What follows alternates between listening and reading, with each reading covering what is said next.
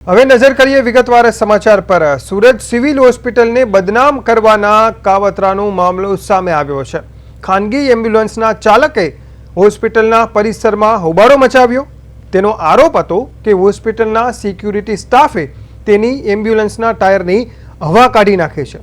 ચાલકે આ સમગ્ર ઘટનાનો વિડીયો બનાવી સોશિયલ મીડિયામાં વાયરલ પણ કર્યો। જોકે હોસ્પિટલના તંત્રએ આ ઘટના બાદ સીસીટીવી ફૂટેજની તપાસ કરી અને तपास કરવામાં આવતા સમગ્ર મામલો કાવતરાપૂર્વક રચાયો હોવાનું સામે આવ્યું છે।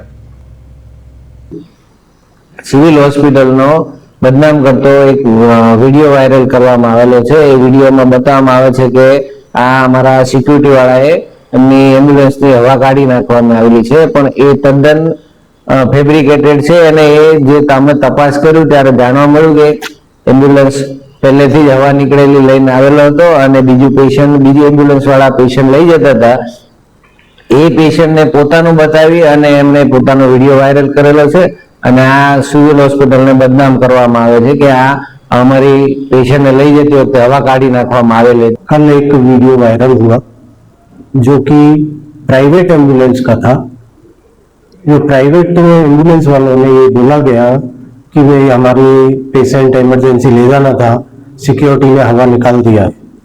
लेकिन तुरंत ही हमने अपना सीसीटीवी के द्वारा जांच किया तो उसमें पहले से ही वो हवा निकली हुई एम्बुलेंस को लेकर आते हैं, जो कि एक पहले से एम्बुलेंस लगी थी, उसके पीछे एक स्ट्रेचर था, उस स्ट्रेचर पर पेशेंट था। उस पेशेंट को वहां पे ले जाके इन्होंने एक वीडियो बनाया और